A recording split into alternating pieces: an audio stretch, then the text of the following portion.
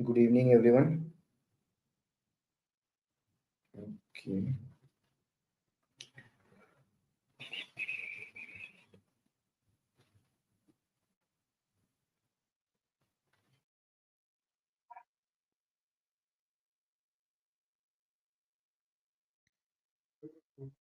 Okay.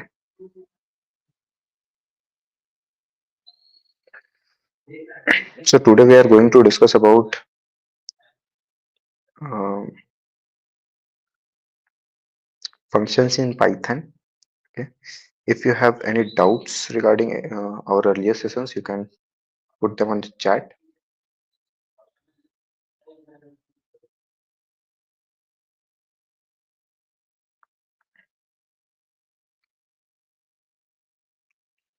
Okay.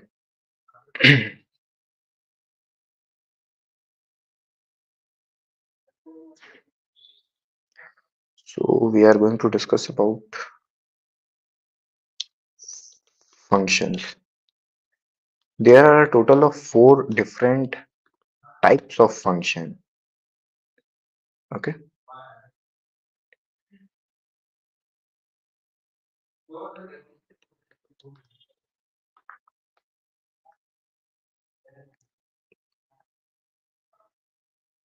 Okay.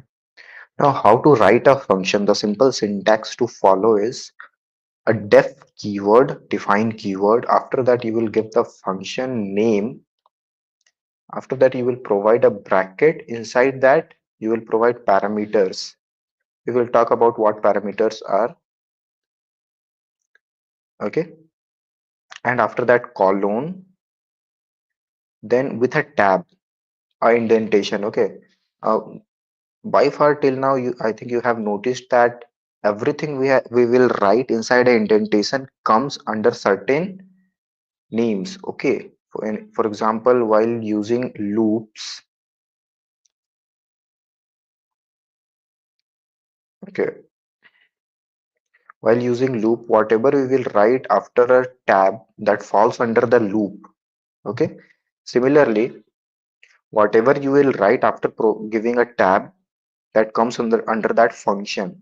Okay. Inside that you will provide function body. That's it. Okay. Now let's write our one function that is a very common function sum. Inside this sum, let's take a input from user.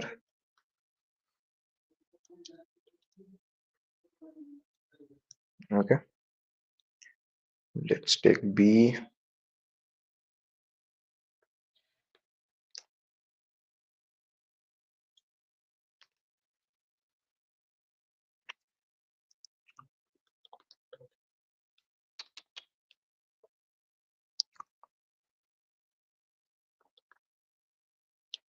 Okay. This is a function, and you can observe that. See, I have written a print statement and I have executed this cell, but after that also there is no output. Okay. To execute a function body, you have to call that function.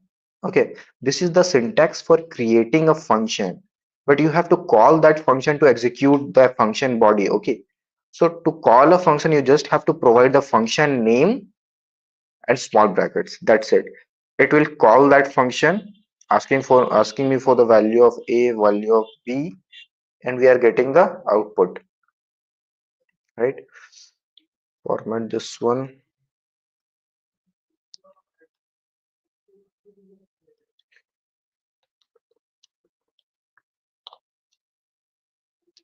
Okay.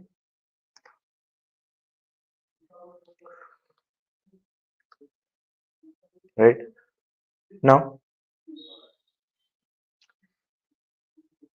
see, this function is taking user inputs and this is doing some work, right? So the basic definition for a function is a piece of code, a block of code which can be executed whenever you want, right? Which can be executed multiple times, right? If I will write sum, it will be again executed. If I will write again sum, it will be again executed, right? For first sum, for second sum, for third sum, right? If I will write sum 100 times, it can be executed 100 times. Okay.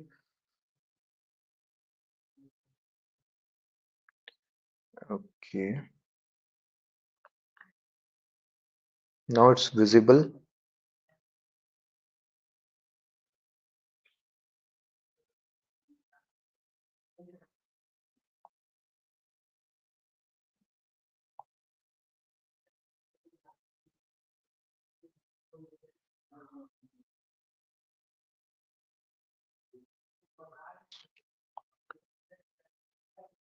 Okay.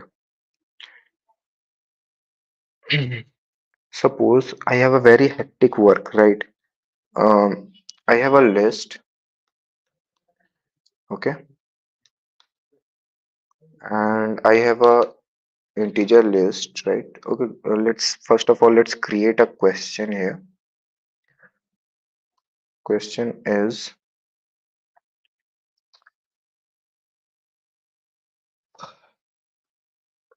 take a list from user every time,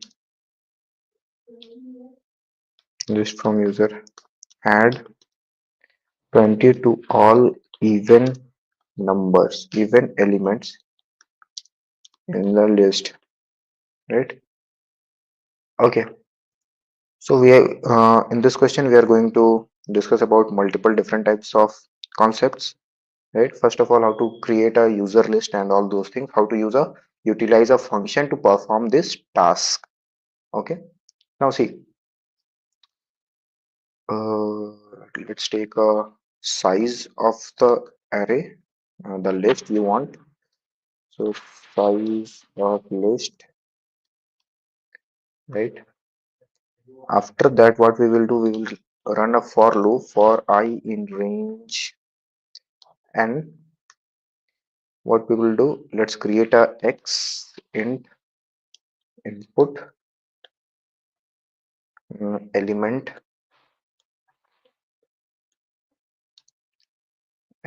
I. Let me format this one, a colon. After this, we will just append.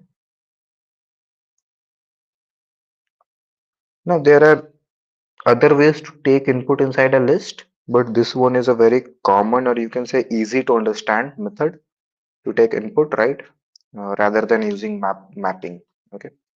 There is one more function you can use, map, to take inputs inside a list, but this one is a very common one. Okay. First of all, what we are asking for the user, the size of the list, 10, 20, 30, 7, 3, 2, 1. What will be the size of the list? After that, for each number, we are taking input from the user, and we are inserting that integer, that input, inside the list, right? Okay, let's print our list. Okay, our task is to add 20 to all even numbers, right? So first of all, I have to create a function name add 20. You can name anything, right? Okay, so see, that list is here, right? We have created the list outside the function. Okay. uh, okay, function doesn't know about the outside world. Whatever you want to do inside a function, you have to declare every single variable there. Suppose I want any list, I have to create a list inside function. Okay, but in our case, what we have done, we have created the list outside the function, right? So we have to use a second category of a function. This one is the first category. We are not providing any value to the function. The code written inside the function is taking value from the user, right? We are, as a programmer, we are not providing any value from outside the function. Okay, in this case, we have to provide a list from outside the function, right? So we will pass the list as a parameter. whatever type of variable you will write here, you have to provide that variable to the function. Okay. Okay, let's first of all complete the code, then you will understand this one. Okay, let's for a practice, let's only print the list value. Okay, suppose I want to call add 20, right? I have to pass the list. This is our list, right? This is our list. Okay, let me define the function not here but in another cell here. Okay, now, so what we are doing, we have created a list, taken some values inside that list. Now we are calling a function and passing the parameter, the value, the list inside this function. Okay, so if I will execute this code, size of the list take 4, 1, 2, 3, 4. We are getting a list 4, right? That print statement is here. Okay, let's print one message.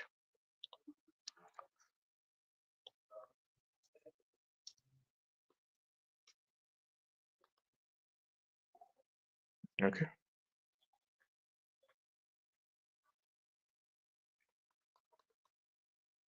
right? So we are inside the function and we are printing the list inside the function. So this is a category of a function. There are a total of 4 different types of functions. Okay, 4 different types are, so you can take with arguments. This passing a value, this one is known as arguments. Okay, with arguments, with return type, we will discuss about return types. No arguments, no return types. So this example is no arguments, no return type. Okay, this one is a no argument, no return type. It is not accepting any value. We are not providing it any value. And it is not providing us any output. See,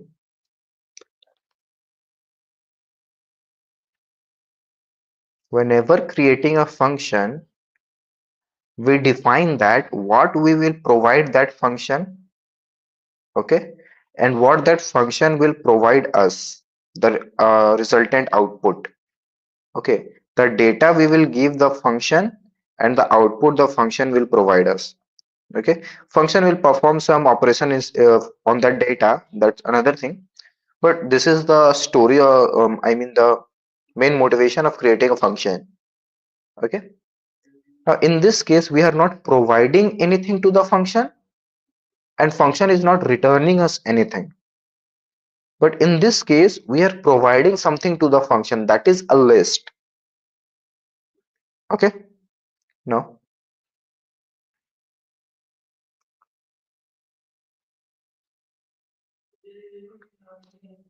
okay, so can do with permutation of 2 by 2, that will be 4. We have total 4 types of combinations. No argument, no return. One will be with argument, no return, no argument, with return. These are the total of 4 types, right? Right now we are going to discuss about this with argument, with return. So we have provided some argument, right?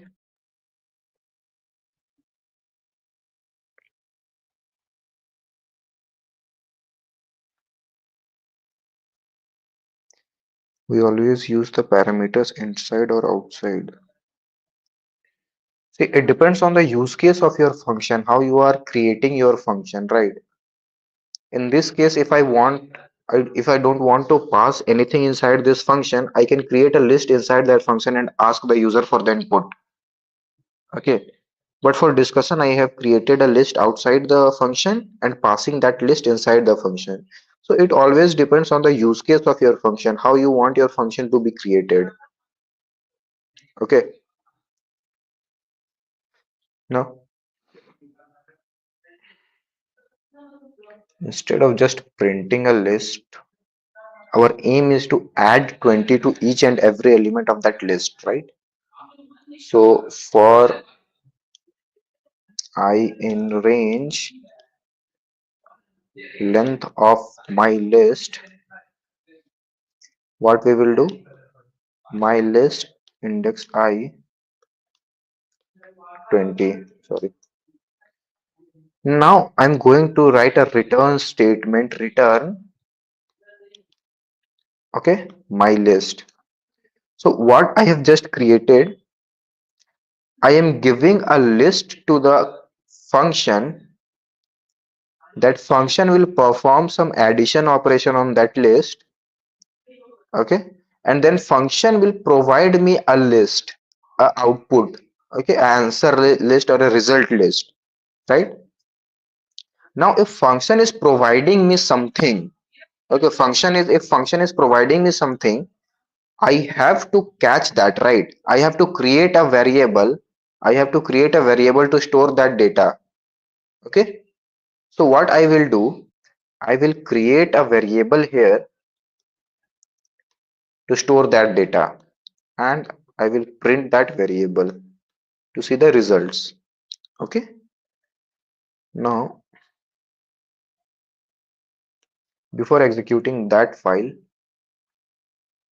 let's discuss about more about function, okay.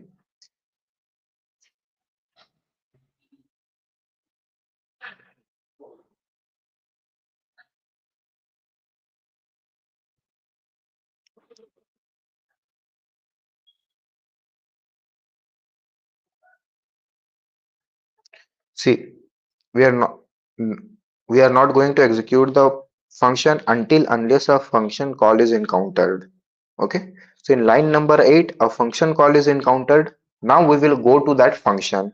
Now we are inside the function.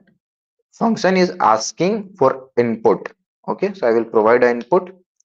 Again function is asking for an input, right? After this function will print something. And notice one thing, we have called the function from line number 8, right? So after completion of the function, function will return back to the line number 8. Function will return back to the line number 8. And after that, the execution of the code is completed, right? Okay. One more thing to observe.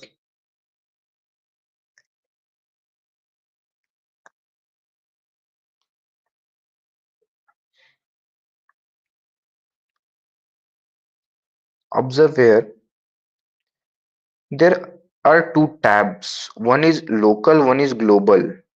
Okay. Let me minimize this one.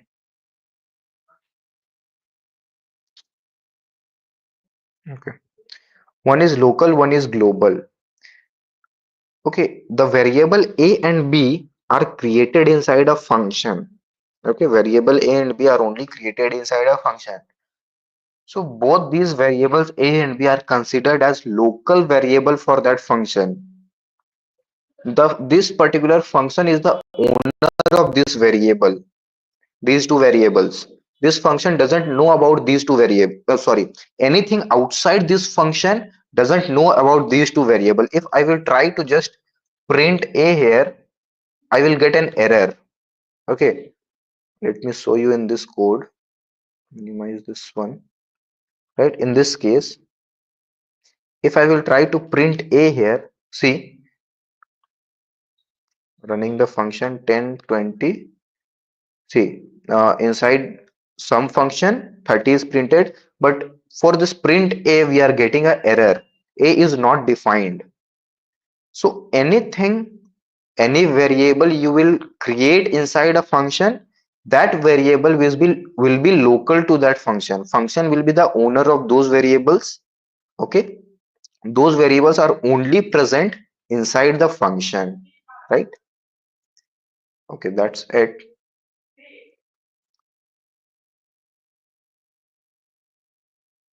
Now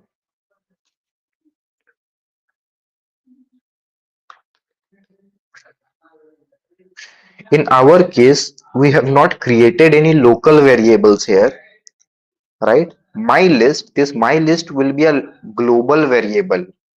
Okay, global variable, variables outside function which can be accessible by anyone, right? This my list variable can be accessible by many different functions. I can create multiple functions here, right? Right, like I can create define subtract by 20, right? I can pass my list, okay, do the same things.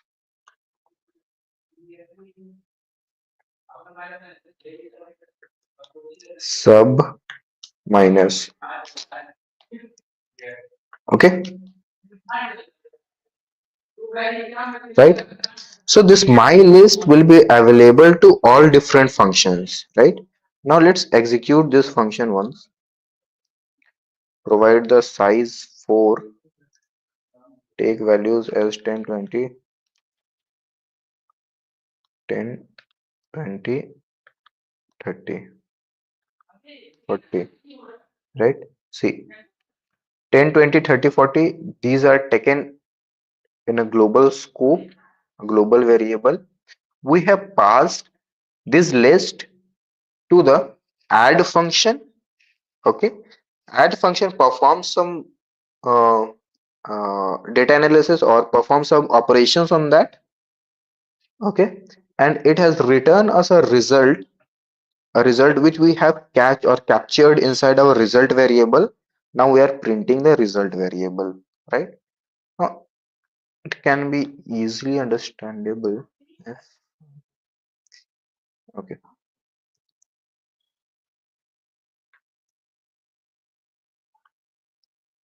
guys, one more important thing. See, if I will, the function call is in line number 10, right? But I have created the function in line number 14. In this case, I will get an error. So make sure you will always create the function before the function call, right? I can create a function here in line from line number 10 to this, no problem. Okay.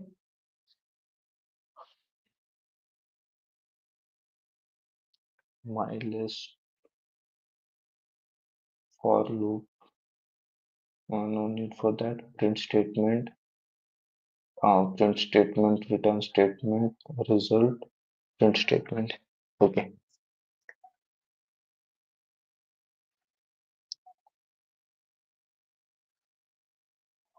Now, watch this global scope. Okay. A variable is created. Okay. A variable is created, my list.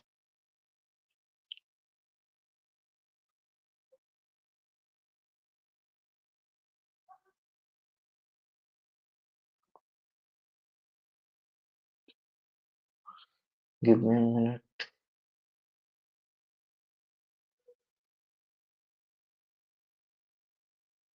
Hmm. Okay.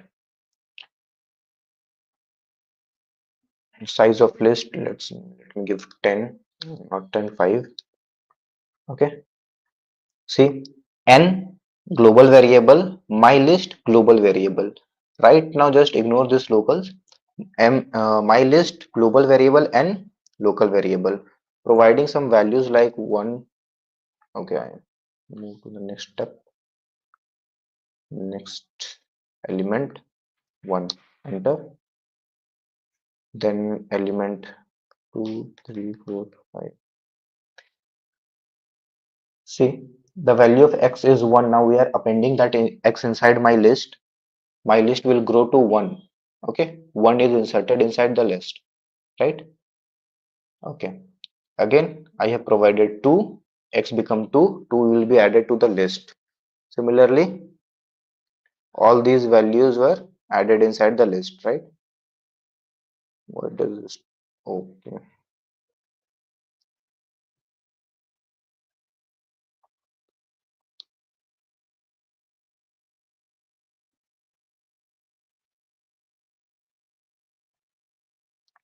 take some smaller values.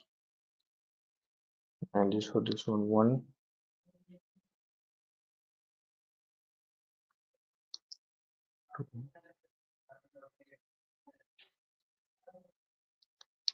3. Okay, now we are in print list. This is our global my list nx. Okay, print my list is printed.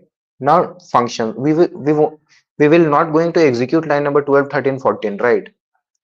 Why?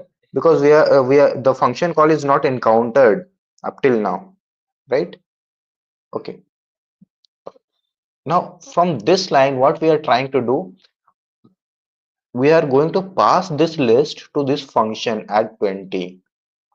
Okay, so we will pass the list. Now inside local variables, there is a my list with value 1, 2, 3. A my list will be is created inside the local variables with values 1, 2, 3. We will operate on that. See the value of my list is updated from 1 to 21, from 2 to 22, from 3 to 23. Now we will encounter this line number 17. Okay, we will encounter this line number 17. Now we will return this line number 17. From here we are returning the result. Okay, okay, we are returning the result. See the return statement, return value from result at 20 is 21, 22, 23. We are going to save that value inside our result variable, right? See, a new result um, list is created with all the updated values, and now we are printing that value. That's it, right? There are many more outputs in that debugging panel, right? But right now just ignore those. It will help you to understand this particular concept of returning values. Okay, now after this one, what I will do,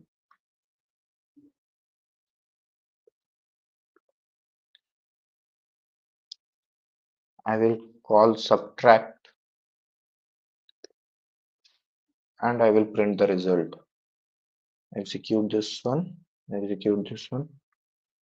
5, 10, 20, wait.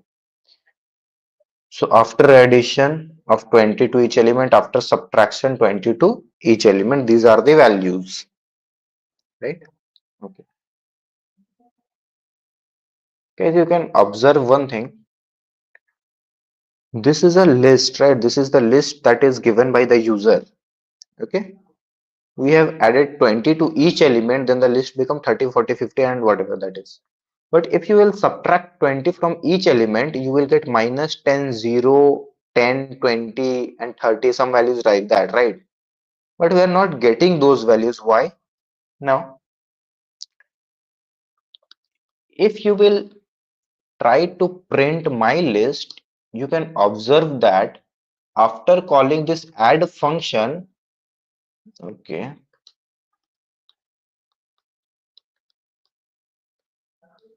after calling that add function, the original values of my list is also updated, right? This is the problem with mutable data types. Okay, we are not passing a list, we are just creating a name for that same list, right? Similar to that situations we have discussed about earlier. So instead of my list, what we will try to do, dot copy. Okay, 5, 10, 20, 30, 40, 50. See, now we are getting the values, intended values, the values we have calculated. Because see, using dot copy, you are not providing this particular list, this original list, you are just providing a copy of that list, right? But if I will not use this copy, we are providing the original list and that list will be corrupted, or you can say updated to its new values. So always take care of these things whenever you are interacting with mutable data types, right? Okay guys, Any doubts till now? Because I think it's a little bit complicated example if you are learning about functions for the first time. Let's take some of the basic examples then. Suppose I have a function that name is sum. There are two values and this sum will return the addition of those two values. Okay. What I will do, I will take a as 10, b as 20. I will call this sum function with a comma b, right? I will execute, I am getting 30. Okay. So, okay.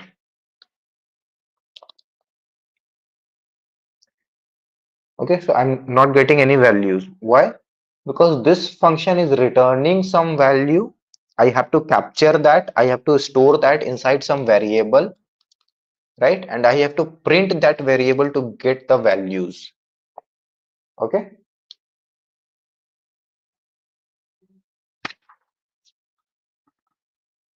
So this function is again a type of with arguments with return type. Now guys, you can observe one more thing here.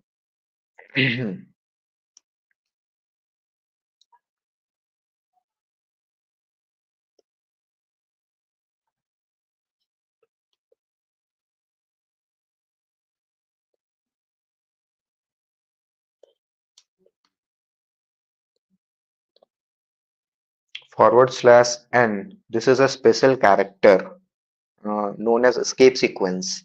Okay, that one is used to change a line. Okay, change the lines. See, instead of this, let me pass 200 and 300. So this is how a function call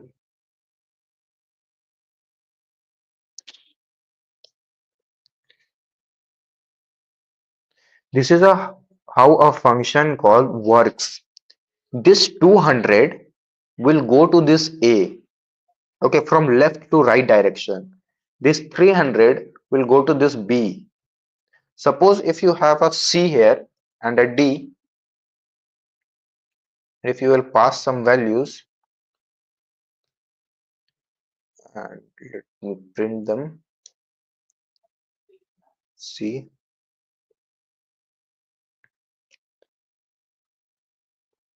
D. Okay. So values will be passed to each parameter from left to right direction. Okay. These values are known as arguments. 200, 300, 400, 500. These are known as arguments. A, B, C, D. These are known as parameters. This is a return statement. Okay. Now these values are inserted from left to right direction. If I will remove one value, means we are short of one value, right? There is one less values there. Now if I will try to execute, I will get an error. Okay, and it will say missing one required positional argument. Means we are not providing any value to this D, and that is compulsory. It is compulsory to provide values to each required parameter. These are known as, the specific technical term is required parameters. Okay, so you have to pass 500. Now we are providing them values, and this is how you will provide them values. But in Python, if you want to provide D with the value 200, then just write D equal to 200. If you want to provide A with 500, write A equal to 500, B equal to this, and C equal to this. Now you can observe that the values are not inserted in left to right manner, left to right order, but rather than that, the values are provided by the sequence in which you have given the values, right? Make sure that the name will be similar. Like suppose if the name of a variable is apple, then there should be an apple present here, right? If I will remove this apple and I will only use A, you will see an error, right? You are not providing any unexpected argument, Apple. Okay, so make sure that the names are same. Okay, now so this is how this types of function call is known as parameterized function call. Okay,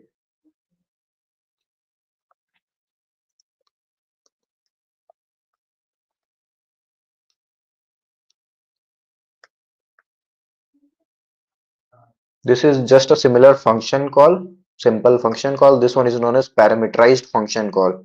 You can target each parameter. In this case, you can target each parameter and provide a specific value to those parameters. Okay. Now, as we have seen that if there are total of four parameters, you have to provide four values. If you will miss any values in any way, you will get an error, right? Either in any type of call, if you will miss any values, you will get an error. Now, how to manage these, right?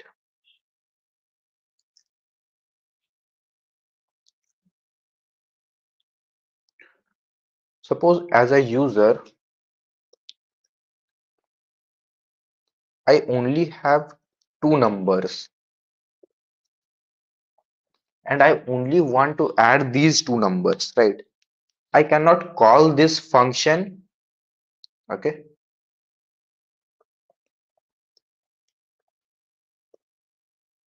I cannot call this function because I will get an error. We are not providing any value to this C and D. You can do one thing, you can provide 0 here, right? So we will get the answer.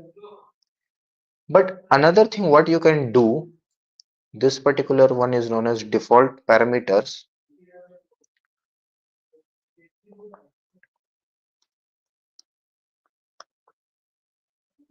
Okay. In default parameters, we will provide some default values to each parameter, right? What is the meaning of default parameter? If the user won't provide you any values, use that default values. Let me show you.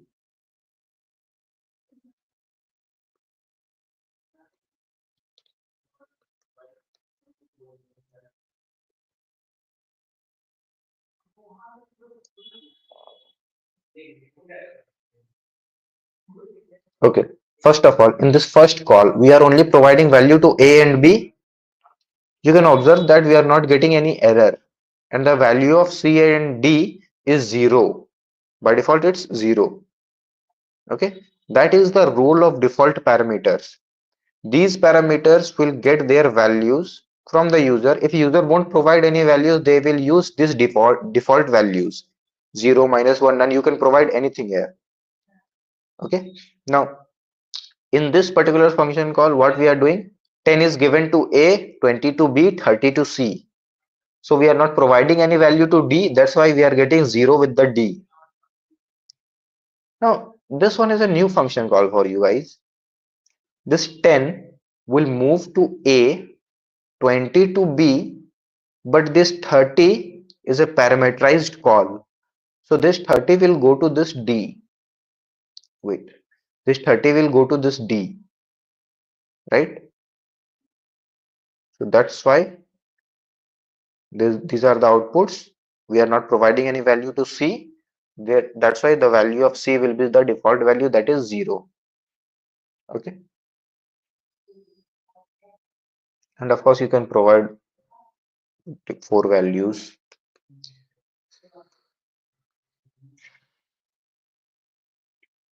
Each one of them will get their values, right?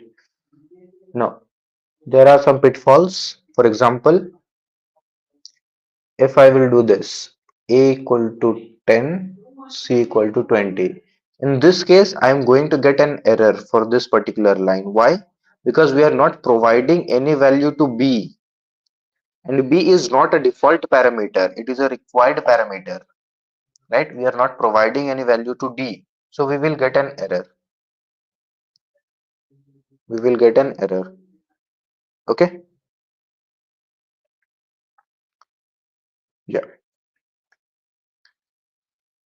One more error prone area is, make sure whenever you are providing the default values, the default parameters, you should start from right hand side.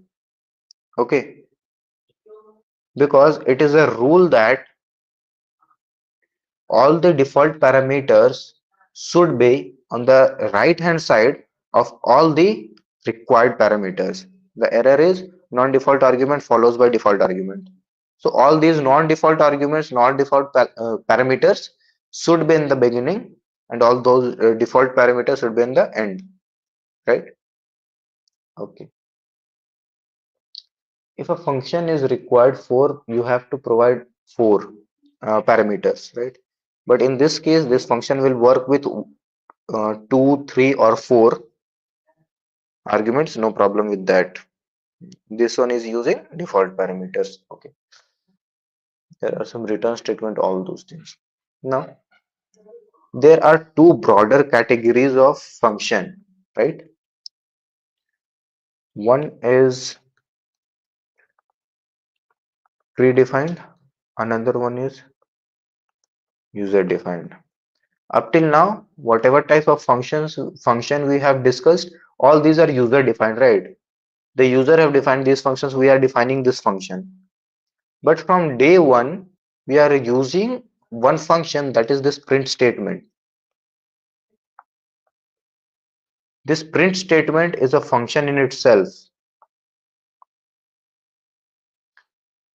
Press Control, hover over it, and then click. You will go to the print. Yeah, this one. See, this print is a function in itself. Okay, with a total of five parameters, right? One values, and all other parameters are default parameters. Parameters have given some default value like space, end has forward slash and backward slash n. So that's this is the default value of n. That's why whenever you are using print statement, it will print the message and will change the line, right? That's why whenever we want to print the values in the same line, if we want to print the values in the same line, what we will do, we will make a parameterized call to print function by providing some value to this endl, right? So as a user, we are providing some value, so this value will be ignored. Endl will now take forward slash n, and not l, it's end. We will get the output. Okay. So predefined functions are already defined in Python, given by the Python or library. Okay. As we have seen, multiple math functions, square root, and whatever things we have used, all those are functions, right? Type is a function, print is a function, hex is a function. Okay. Date is a function, sign is a function, right? This cost 10, everything is a function, right? Predefined function, functions defined inside math library, math module. See, all these are functions. With a def keyword, we define a function, right? Now, as you can observe that the writing style of these functions are a bit different, as we have discussed. There are some extra details, or you can say meta informations provided here. Now, up till now, we have seen that Python can take any variable or any values, right? I mean, in Python, we just create a variable and provide a value. That's it. And we can again redefine that variable with a data of entirely different type. This nature is known as dynamic writing, right? Python is not a static programming language. This one, Python is a dynamic one. JavaScript also a dynamic language. C++, C, Java, those are static languages. Okay. Okay. So in this case, consider that you are working on a project and your friend has just created a function. Okay, your friend has just created a function with a very common mistake. He just give the name of the function as solve. You don't know what this function is solving, right? So it is always a good practice to provide meaningful names to the function, right? Like add, multiply, subtract. These three operations are performed by this function, right? Now, in Python, if you want to describe what type of data you want to store inside a variable, this is the syntax you will use. Variable colon data type equal to the value, right? It is not necessary. See, it won't throw any error, and it is not necessary that you have written an integer, so you should only use integer. You can provide a string, no problem, right? Okay. Then what is the meaning of writing integer here? So it will increase the readability and understanding of the function. From this, I can conclude that this step parameter is expecting that someone will provide it as string value. This end is expecting that someone will provide it as string value, like, right? And objects we have not discussed, literals we have not discussed.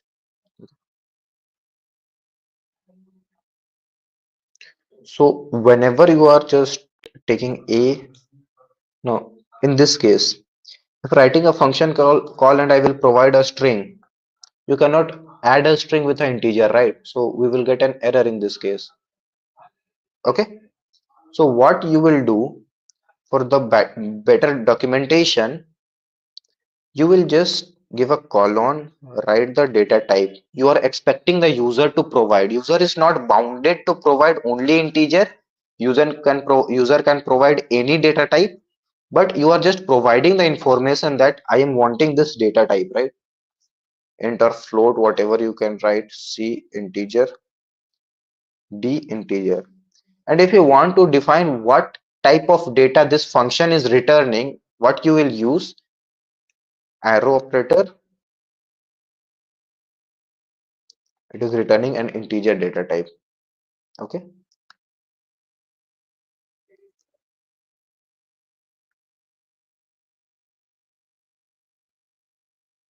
Okay. From here you can conclude that print is returning nothing. Print returns nothing. It just prints some data on the screen and it returns nothing. Okay. None means nothing. So you can conclude that what this print is doing, print is a predefined function which is with arguments, no return types. Okay. With arguments but no return types. No.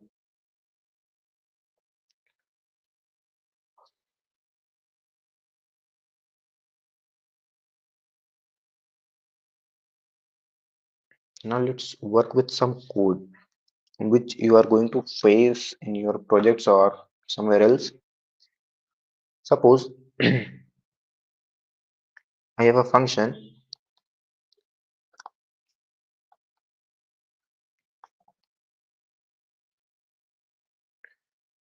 and that function is taking some values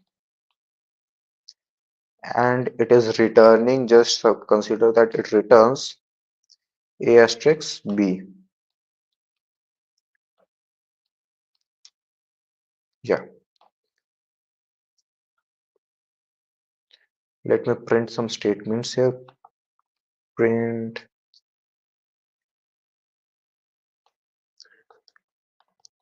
calculating a asterisk b inside function. Okay,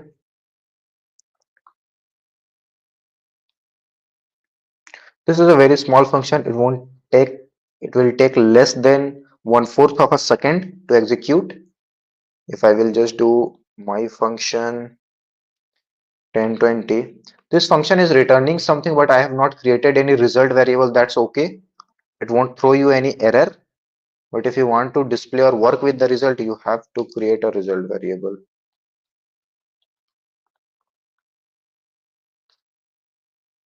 right? So By this print statement, you can conclude that this function was executed. Okay, this function was executed. Now, consider a function which will take 10 seconds or 20 seconds to execute. Right? There are very large functions which will take nearly about 10 to 20 seconds to execute, right? So for that, I cannot write that big functions here, but let's try to implement that, create a copy of or mimic that kind of behavior. For that, what we will do,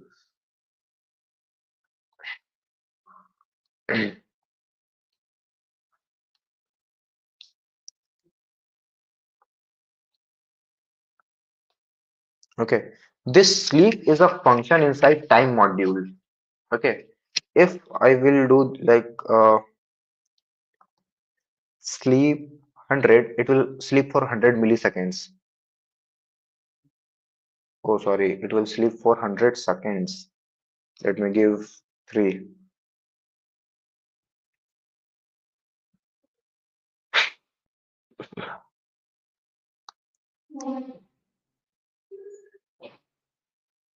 Yeah. So it will sleep for 3 seconds.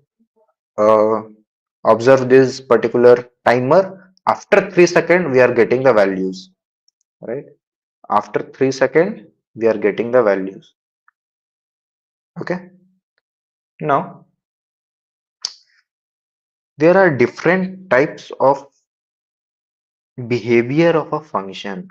Up till now, what we have understand that function takes some input, do something and return some output. That is the basic behavior of a function. In Python, there are some special things which are known as decorators. Let me take a markdown here.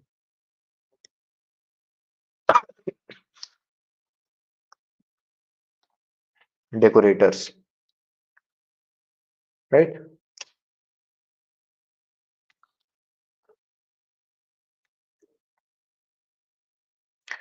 Now, what are decorators? So, decorators are special type of function, a special category of type function, which will take input a function, right? A function is given as an input to a function. This one is a decorator. A decorator will take a function as an input, and what it will do, it will change the behavior of this particular function. Okay, it will change the behavior of that function. That is the real meaning of a decorator. Decorator will always change the basic behavior, basic nature of a function, right? So let's import some decorators from func tools, import catch. This catch is a decorator. How to use a decorator? So for a function, if you want to use the decorator, use at the rate, then the decorator name. Okay. So this catch decorator is used for this particular function, right? Now for every decorator, there is a special meaning. Okay.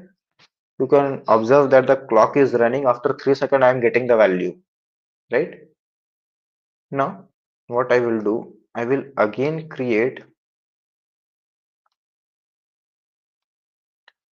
write a function called see. After 3 seconds, I will get one value. After 6 seconds, I will get another value, right?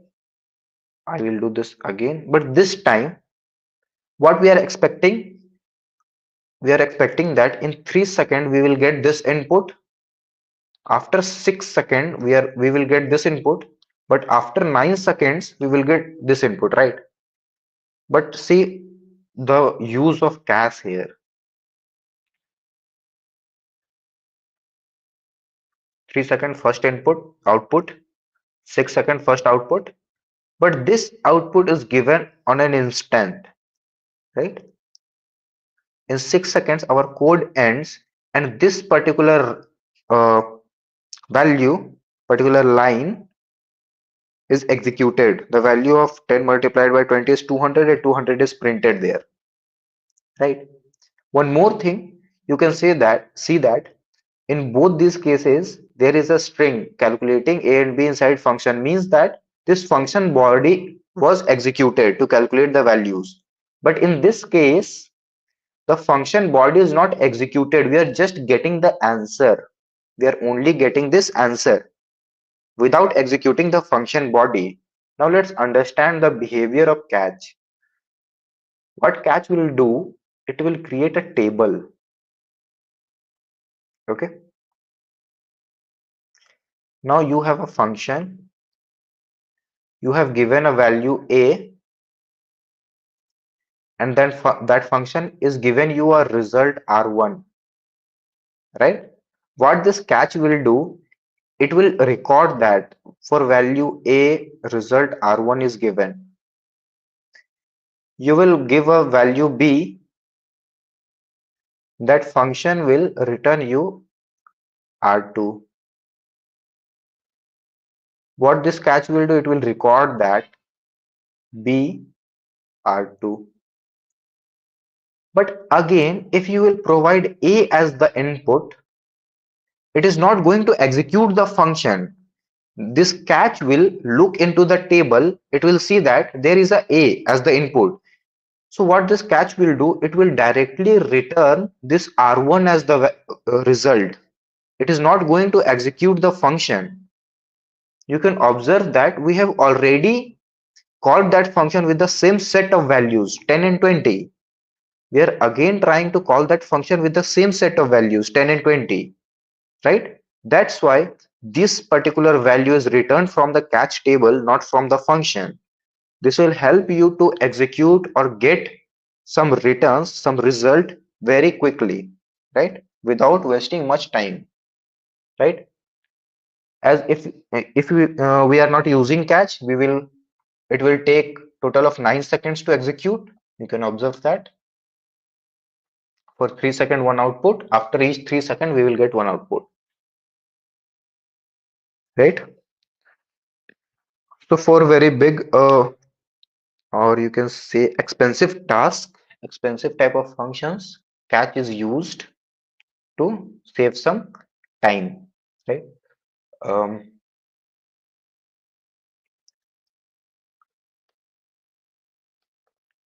okay. Now here I'm using a different set of data. In this case, this particular result will be returned on an instant, but this particular function call will take another queue, right?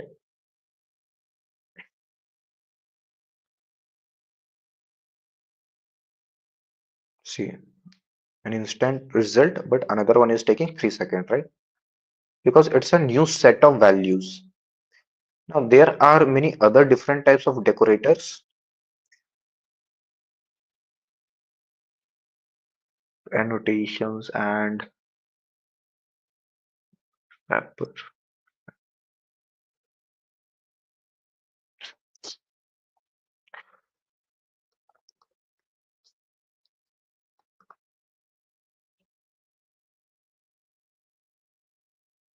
We have partials, no need for that. Cast property total ordering rotates. Okay, so let's only discuss about cache because it's not possible to, I mean, just provide the visualization for all others different types of decorators. But as there are decorators for function, there are different types of decorators, right? Uh, their use case depends on what you want the function to, how you want to change the behavior of that function, right? Now,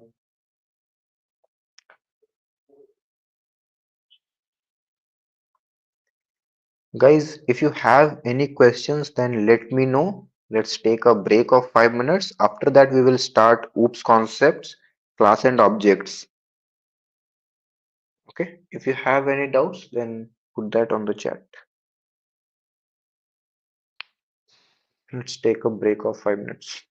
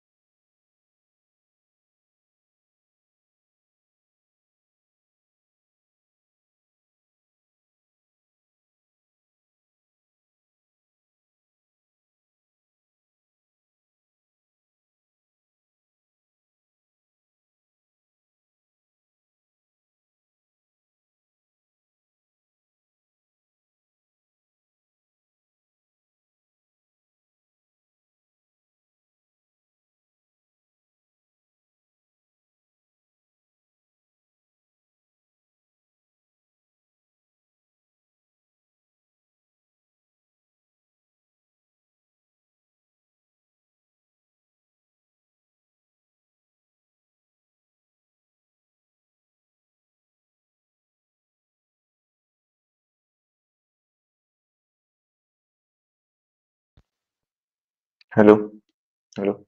Okay. Okay, guys. Let me know if I'm audible.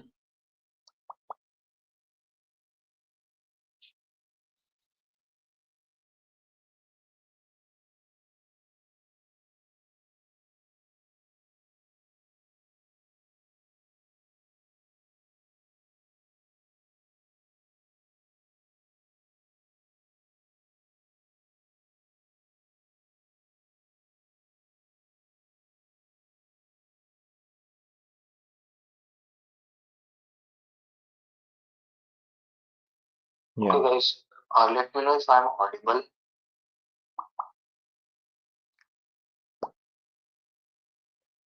Okay. Now, what are class and objects? So, see, whatever we have discussed till now, you can consider that all of those concepts or topics are just a 20% of a language. All other 80% of the concepts lies within this class and objects. What is a class? See, what you will do whenever we will create an integer, interpreter knows how to create a memory block for an integer, right? And how to put that data inside that memory block. Okay. But suppose I want a memory block, a user defined memory block like this. I want a single memory block inside that what I want to store ID of a student, name of a student, and age of a student. I want to store these, I mean, details inside the same memory block. Now, Python interpreter doesn't know how to create this memory block. Okay, we have to tell Python interpreter to how to create this block, how to insert memory inside that block, how to operate with this memory. In fact, if you can observe integer, the integer we are using, that is a class in itself. See, class integer. Integer is a class in itself. So what this class will do, okay, first of all, the syntax to create a class is class keyword. Then after that, you will provide your class name, and inside that, what you want, all these details, right? Inside that, you will write your code. Okay. Now, so what is a class? Class is a blueprint of the memory location you want to create, a blueprint of your house. Okay. Consider this, consider class and objects like uh, constructing your house, right? For the construction of your house, what you need a blueprint. Okay, you need some labors, right? So this class is the blueprint. Okay, you have to create a house, you have to create a memory location using this blueprint. You will use some workers, and those particular workers are, in this case, are known as constructor. Okay, there is one more concept, that is constructor.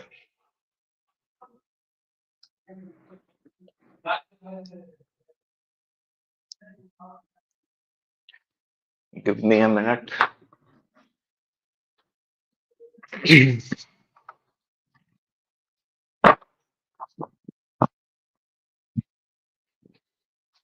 Okay, right. So how does a constructor looks like?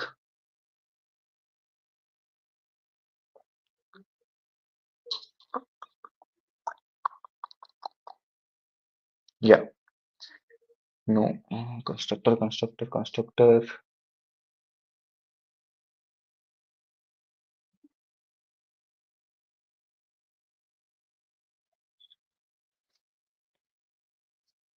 See this property, this is a decorator. Okay, this overload, this is a decorator, right? And okay, we will discuss about constructors in our code only, right? Now, first of all, how to create a constructor. We will create a constructor. See, the name of constructor is a function, right? What is a constructor? Constructor is a function, but a special type of function with some special meaning, right? So how to create a constructor? The name of the constructor is fixed, right? You cannot name a constructor by your own. The name of the function is constructor is init. Okay. It always accepts at least one parameter. Okay, there can be more than one parameter, but at least one parameter, right? Let's print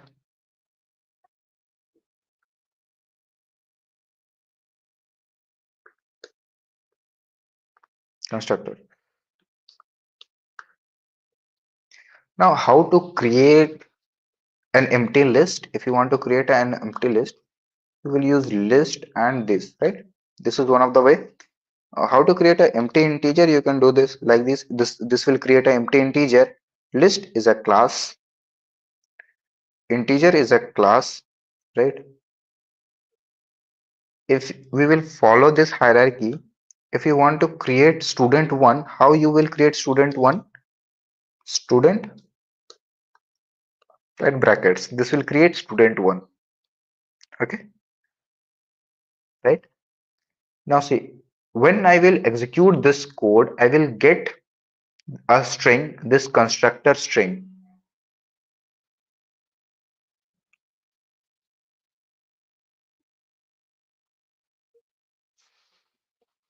This constructor string. Okay, let's do like this. Now, as constructor is a function, so as I have told you that you cannot execute a function without a function call. But in this case, this particular function is running without a function call because someone has executed or called this function. That's why we are getting this particular output, right? So whenever you want to create a variable using a class, actually this particular variable is known as object, right? This sorry, this s1 is a object, is an object, and this is the only way to create a object in for particular this particular class, right? As I have told you that if you want to create a empty list, you can also use this type of brackets, but this is not available with user defined class and objects. Okay, this is the only way to create a object till now. We will discuss about some other ways also.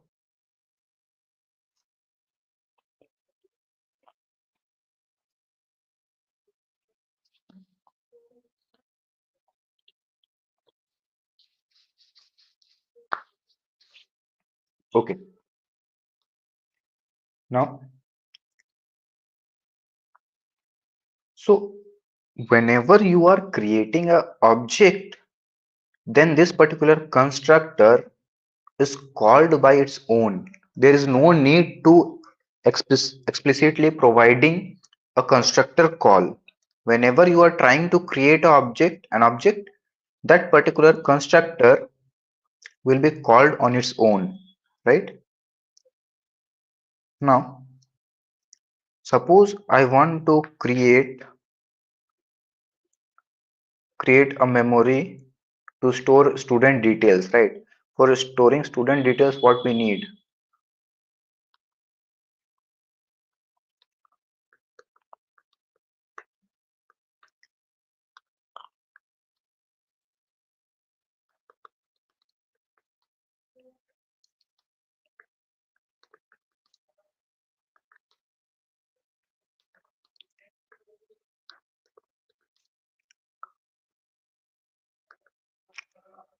Okay, we need all these details: name, age, roll number, and whatever there is.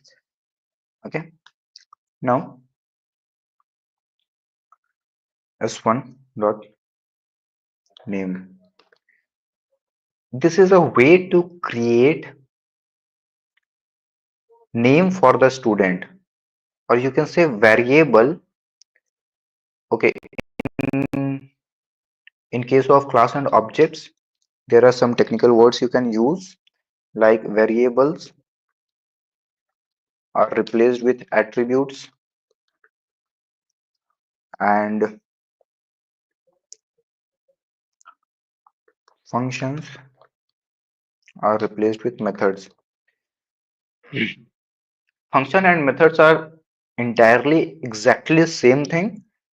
Just a function written inside a class is referred as a method, and a function written outside a class or a function written somewhere outside the class is considered as a function. That's it. A variable inside a class is considered as an attribute. A variable outside the class is considered as a variable. Okay.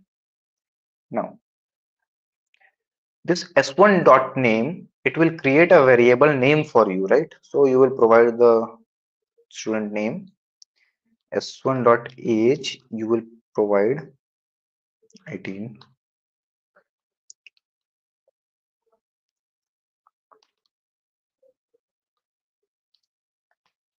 Okay. You can print s1 dot name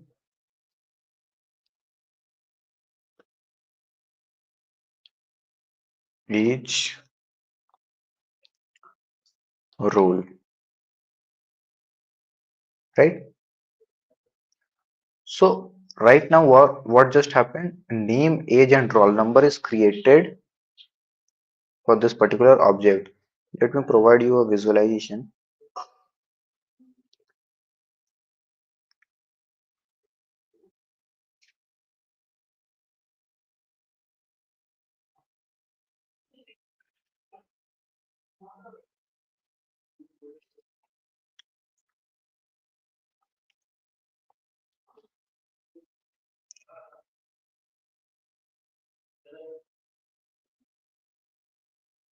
We are creating an object.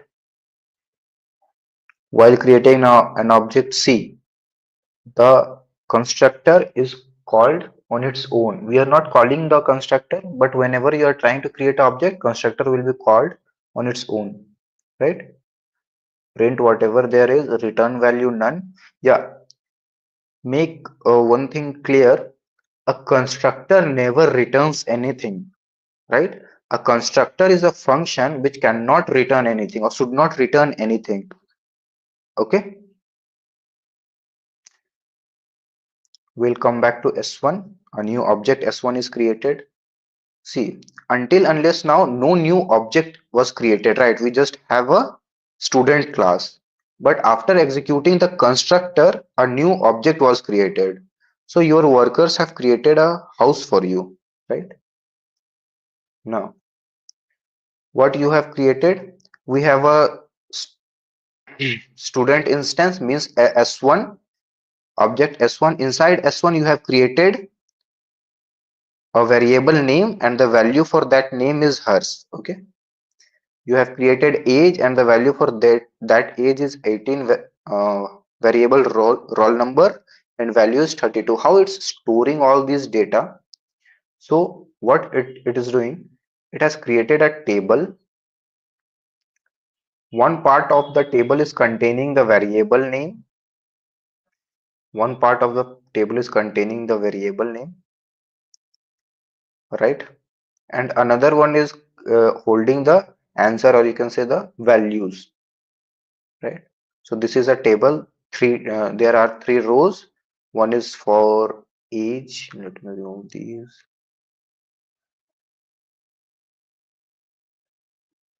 Okay. One is for age, and the value of age is 18. Another in one is for name, and the value for name will be hers, right? All these things are stored inside the object, not inside the class. Guys, one more thing, if you have studied about class and objects in any other static languages like C++ or Java, then Python class and objects is entirely a different concept. Okay.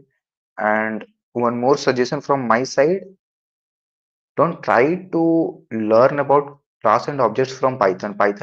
I can say that Python is not a very good programming language to learn about class and objects, right? Okay, so this is how different variables are created for student S1. Now similarly, you can create a student S2, right? So a student S2 is created. Now you are independent to create any type of variable you want for student S2. For example, I want module, right? Then I need some like table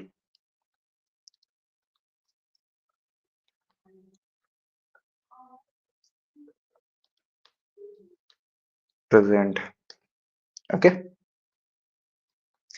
Now see, student S1 and S2 are both the type of student data type, right? Are objects of student class. Okay. But student S1 is having different attributes and student S2 is having different attributes, right? So these are not, you can say, these are not maintaining the consistency of the data. If you are providing the user the power to create variables like this, they can create any variable of their need, right? So it is not going to follow a proper order. Suppose if you want to create a class to handle the student of a university, you will need exactly same information for each and every student, right? Information about name, age, roll number, class, module, and whatever there is for every student. But here you are providing the power to the user to create variables of their need. So you have to stop that. You have to follow. We have to follow a particular order to this, right? Now, how to do that?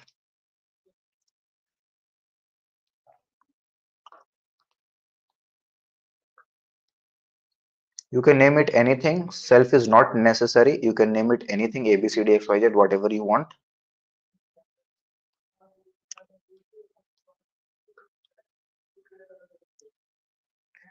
See what I have done.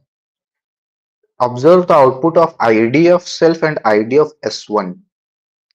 You can observe that both of them is exactly same, right? From this, you can conclude that object and self are exactly same thing, right? Same instance, same object. You can also observe in this one S1 object and self, sorry, S1 object and self are pointing to the same instance, same object, right? So what you can do, if you are providing the power to create variables to the user, user can do anything, right? So what you will do, you will create variables inside, I mean attributes inside the constructor, because a user cannot call a constructor. User can create an object will call that constructor on its own, and all these variables, all these attributes will be created for that object, right?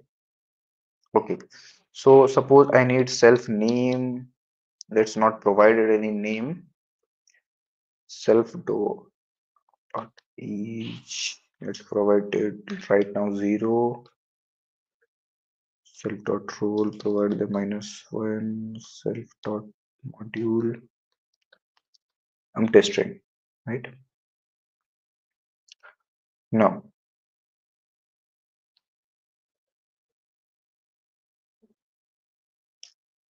I have two students.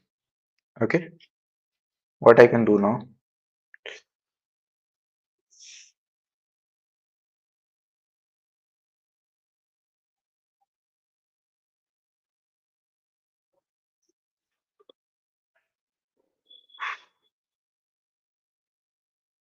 Wait a minute. Get attributes. Yeah.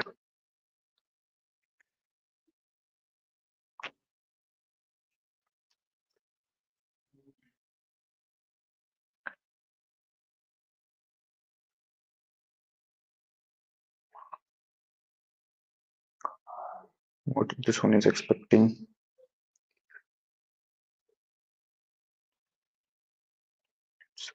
subclass hook and format string repair has. Okay, let's just print s2 and print s1. When we will print s2 and s1, we will get some memory location. These are the memory location of object s1 and object s2. Guys, this representation is a hexadecimal representation. Why? Because address of a memory location is always stored in a hexadecimal manner, right? In hexadecimal format. Now, if you have any doubts till now, let me know.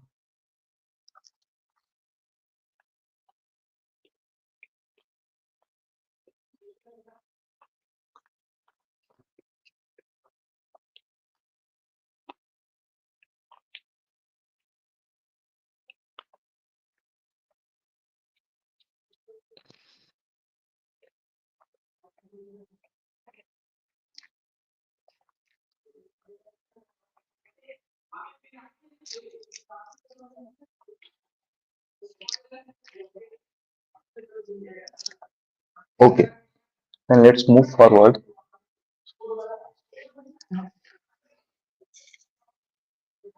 If I will try to just print the name of S2 and print the name of S1, you can say that I'm not getting any answer. Actually, there are two empty strings are printed on the screen. So those are empty, so cannot determine that. That's okay. For age, we are getting 0 and 0. So these are some garbage values, right? Some initial values that I have given. Okay. Now, as init is a function, you can pass different variables here, right? Like parameter name, parameter age, parameter role, parameter module. Okay. In Python, there are two types of constructor. In other languages, there are three types of constructor. The types are default, parameterized, and copy constructor. You can consider this one as a default constructor. It imitates the behavior of a default constructor, right? This one is not exactly a default constructor. Python doesn't have a default constructor, but this can you can consider this as a default constructor, right? This one is a parameterized constructor. Why? Because there are parameters. Constructor is expecting some parameters. Okay. Now let's provide some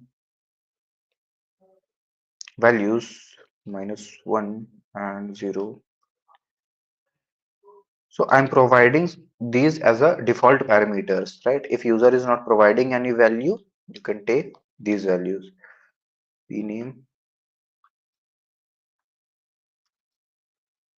age, role, module. Okay. Now see, I have created object s1. I have not provided any values to any of these parameters. So what I'm getting all the default values. But for s2, if you want to provide any specific value, make it an habit to always use parameterized function calls like syntax, right? Like for p name, I am passing.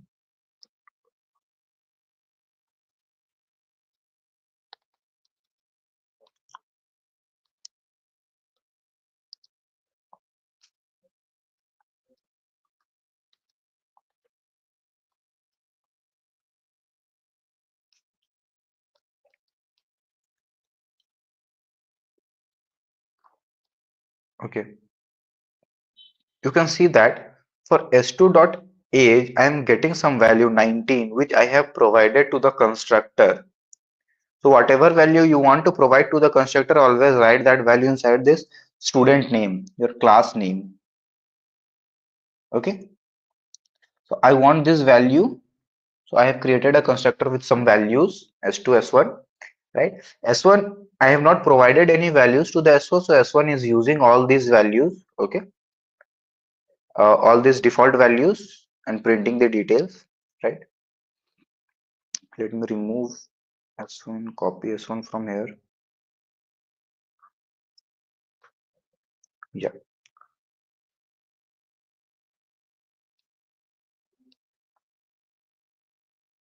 okay, right? But it is not a good way to print each and every attribute outside the class like this, because there can be more than one attributes. So we are again going to use one more specific different type of function, or you can say reserved function, that is known as string function, right? You can observe one pattern here, that every reserve function always start with a double underscore. These are also known as dunder methods. Define underscore underscore str underscore underscore self, right? Every method in a class always take at least one parameter, that is self. You can name it anything, okay? But if you are following a standard, then self is the standard name used, right? But you can use anything. Okay. What is the use of the string? See, suppose I want to print S2. What I am getting? I will get this particular memory address. Okay. But I want to execute this similar statement to print all the details about S2 object. For that, I have to implement string method and I have to provide some values. So string method always return a string value, right? And constructor doesn't return anything, so it will be none, right? Now let's create info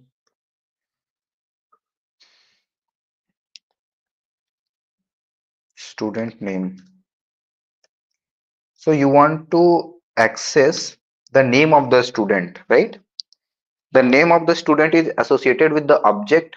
Inside the object, we have created a name. So what we will use, self is the object inside the function, right? Self is our object here, right? Self dot name to access that name. Okay.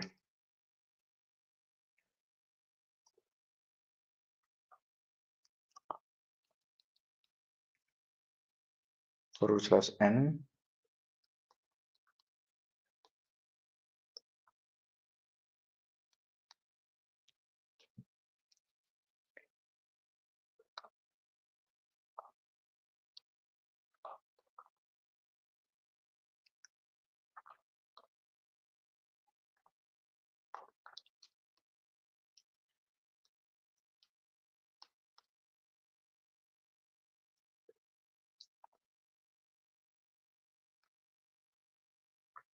Okay.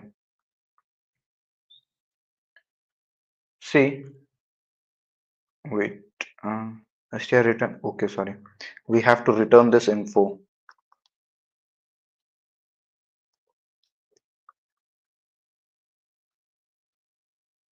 What error we are getting? That string return no string data type, right? Yeah. See, we are getting all the details, but we are not calling this particular function. This is again a strange case, right? Similar to constructor. We are not calling this function, but we are getting all the details.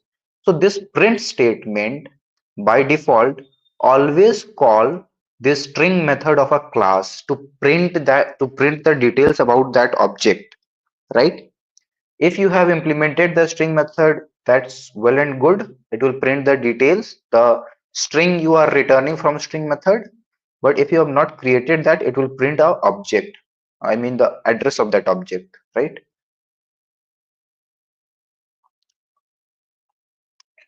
Execute this one, execute this one, and we have some details. If I will print details of S1, we will get all the empty or initial values or default values, right?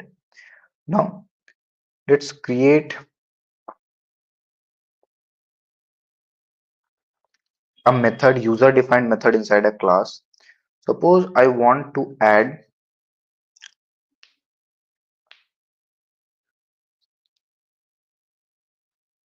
okay,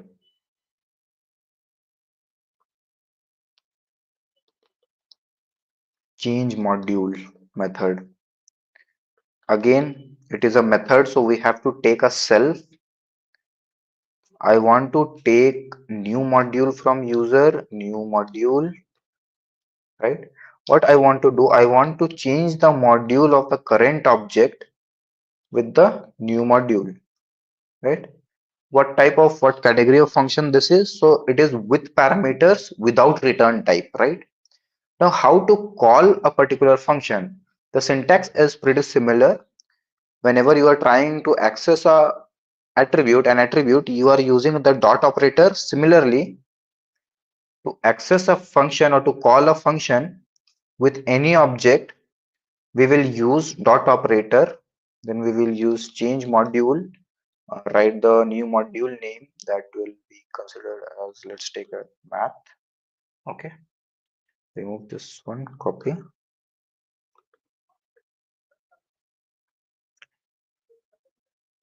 Student object has no attribute change module. Okay, so I have not executed this block. Okay, see, the module is changed, right? I'm getting the new value of the module. Okay, so as you can observe that this particular self is holding the detail or holding the object, right? This object S2 is passed by Python to this self, and what we are doing, we are trying to access module from that object and trying to update that module. Okay, now let's try to create a small, uh, consider it as a small project. Okay,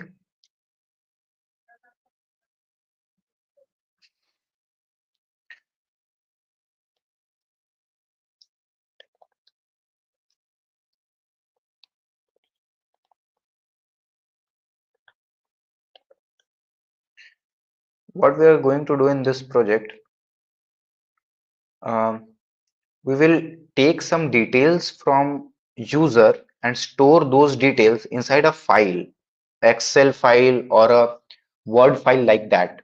Okay, guys, we are going to use all different concepts of class and objects here. So if you have any doubts till now about class and objects, you can put them on the chat. Otherwise, we will move to this particular, you can say, a small project.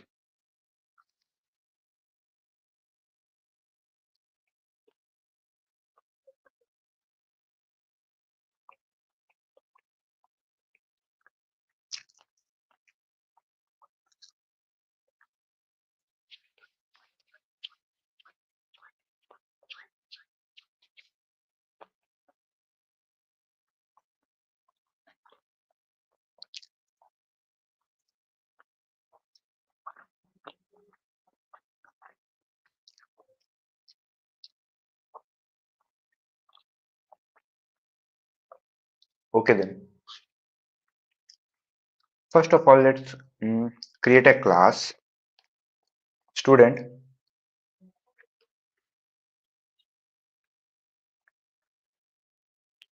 Okay, let's create a function. First of all, a constructor.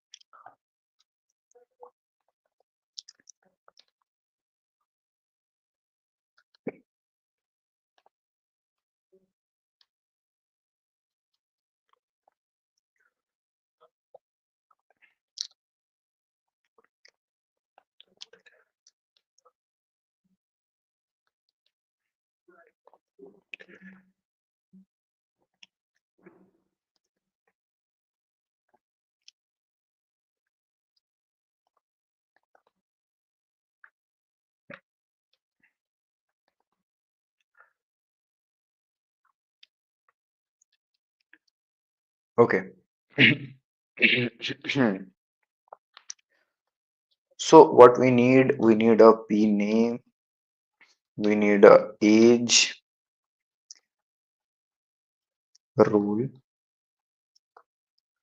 we need address, we need subjects,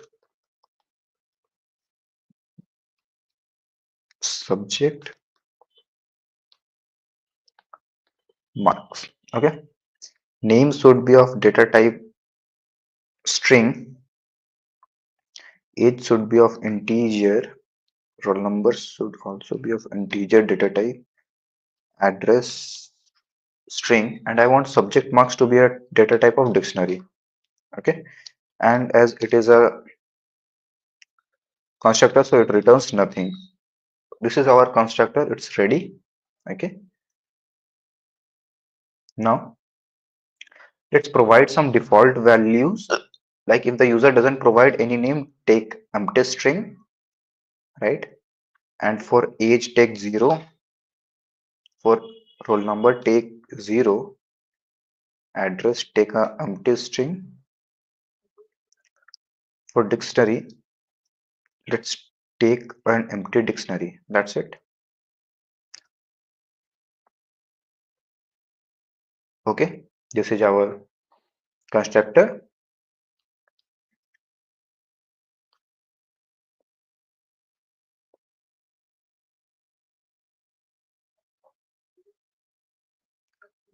Okay.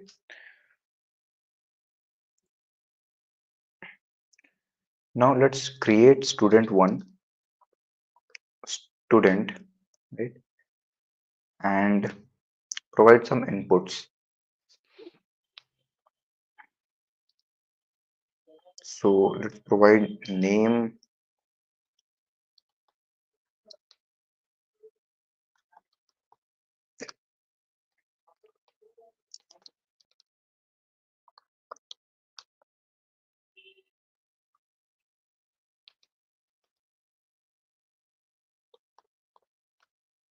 So as subject marks, it's a dictionary.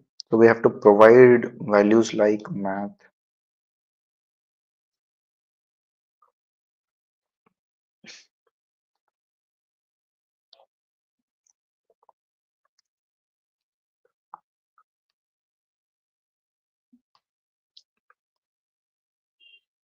Again, we cannot provide 07. So I'm only going to provide only these three values, right? Okay, let's print s1 dot name. So it's okay. Our object was created. We have a name, right? In next step, what we want to write some data in a file. So how to perform file operations in Python? Okay. For that, so you can see there is no file text file created right now, right? So let me take a file name as info.txt, right? A simple syntax to create, open a file and start writing is with open the file you want to open, right? The way in which you want to open, right? Like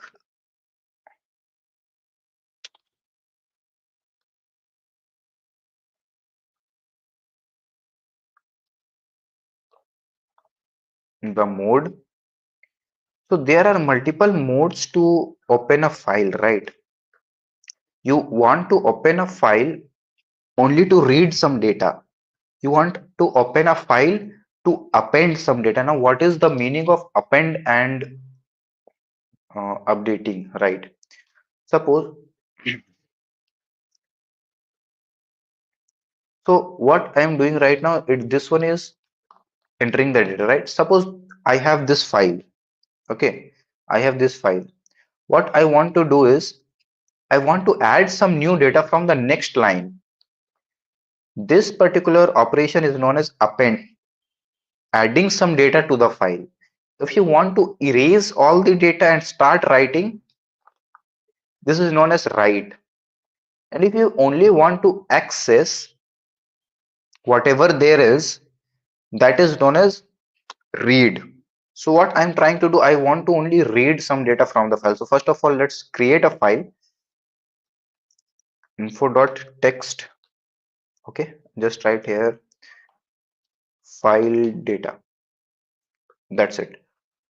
Okay, yeah, as file. Okay,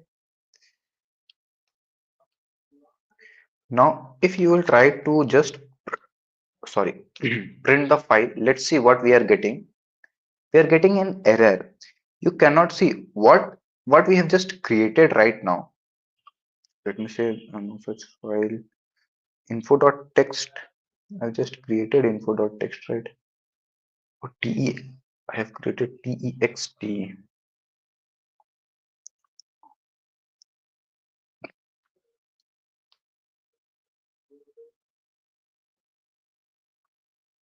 Yeah, so what we are getting some object like thing.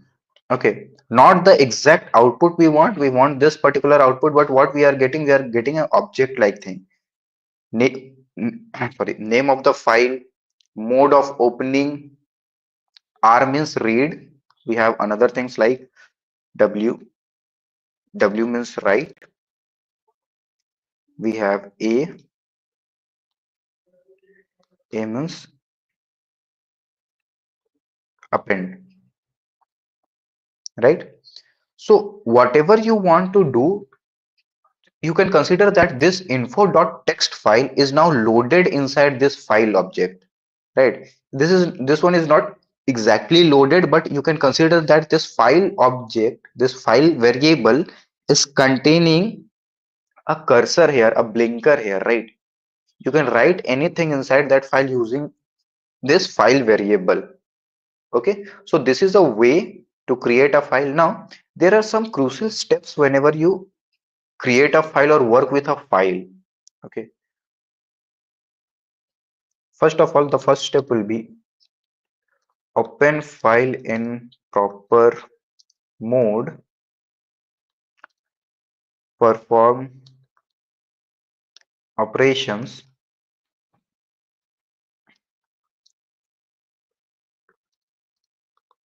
close the file.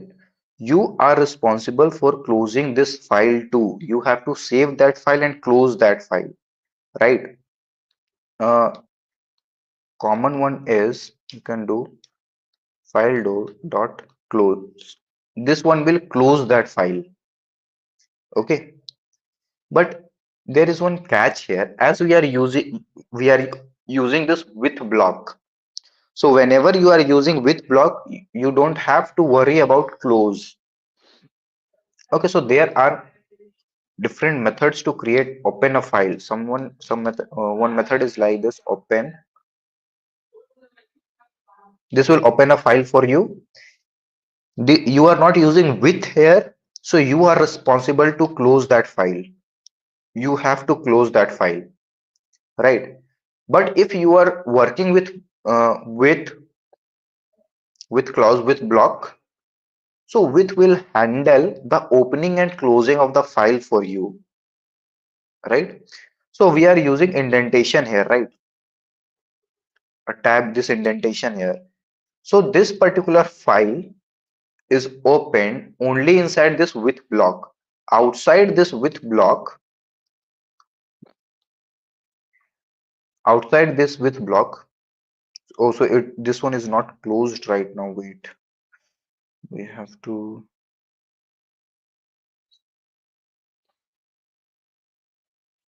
It is also present outside. I think it was this one also.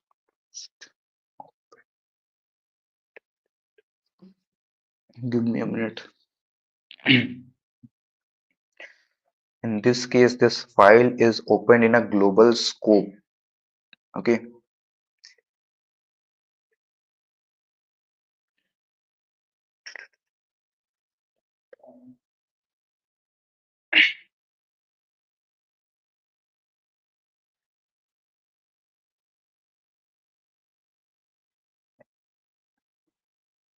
Okay.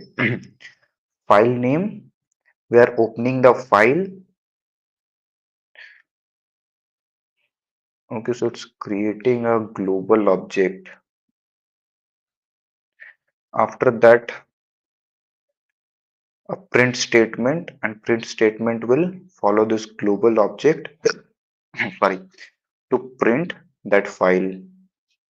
So it is creating a global object, but whenever you are working with a with block, you are not responsible for closing a file. It is, I mean, it is optional. You can close the file, or you can use to just leave this one and the file will be closed for you. Let's create a cursor file dot. Now there are different files, I mean file methods are there. Okay, so let's use a read line only. Let me print cursor. See this file data. Let me remove this one. This file data. This is written here, right? File data. My name is student details, right?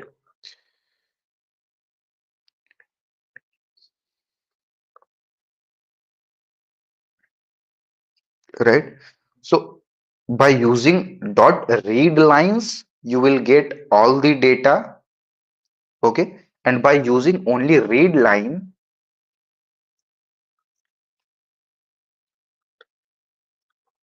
by using only read line, you will just get the data from the first string. Whatever is the first string in your file, you will only get that particular data. Okay. If you will again perform this read line, you will get the second line of data. So what that read line is doing, every time you will call this read line, you will get a different data from the different line. Okay, the line will be incremented by one whenever you will call this read line. Okay, now so this is the property of this file. So you don't have to worry about moving the cursor by each line. See, in other languages you are worry about moving the cursor in each line by one, but in Python that can be handled by you. Okay, this particular file object can handle this one. Again, this file, wait, this readline function is defined inside a class that is text input output wrapper. Guys, okay, let's talk about input outputs a little bit more.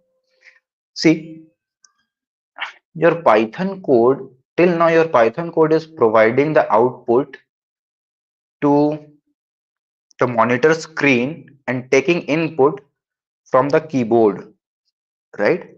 But in case of file handling, what we will do, we will write data inside a file, sorry, and we will read data from a file. So this one is an example of reading data from a file, right? This will, you can convert this to a, you are only getting a list in this case. See, you are getting a list in this case, right? And notice one thing, if I will remove this, what we will get, a list of all the details, all the different lines of string. Okay, but if I will execute with these statements, what happened, in the list we are getting only the last string. Okay, so whenever you call read line or read lines, see, whenever you will try to write anything in a file, there is a cursor, right? This blinking cursor, and you are writing that values there. Okay, so whenever you will open a file to read, your cursor is in the very beginning. Okay, so after you will perform a read line, that cursor will be shifted to line number 2. After again you will perform a read line, that cursor will be shifted to line number 3. And from here, what we have performed, we have performed read lines, right? So the best way to read a file line by line, in line by line manner, you can read a file in the whole file at a time. You can read a file in line by line, or you can read a file by character. There is also option there, right? Suppose what we need a while loop condition file dot,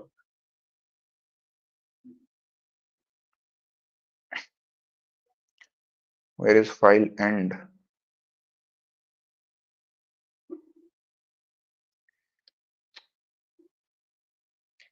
Wait,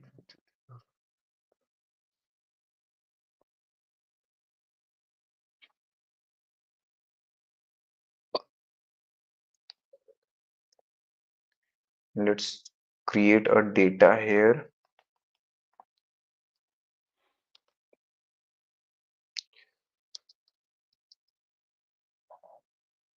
Let me take data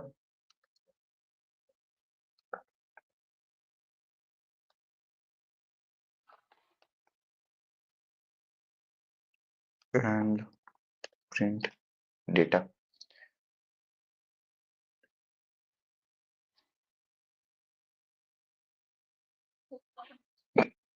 It is not executing for the second time. What I'm missing, instead of this read line, I have to put end of file, end of file, end of file.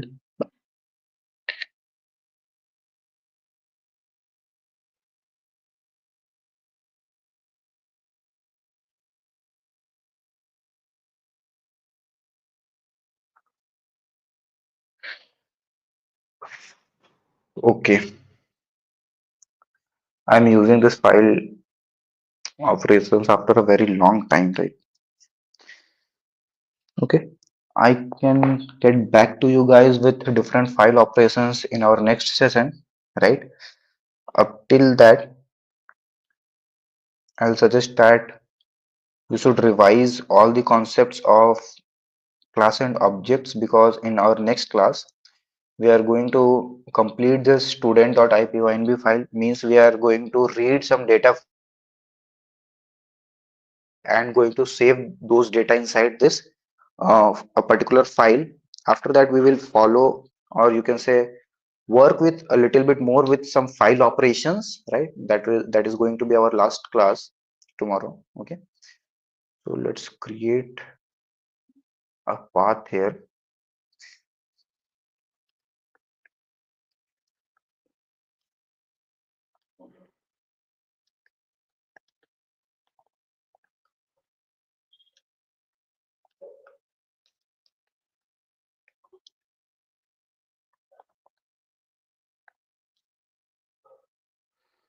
Let's do read write and append, work with CSV files. Okay, and work with CSV file. That, I think that will be enough. In CSV files we will talk about many more other things. Okay guys, till then, let's see you tomorrow then.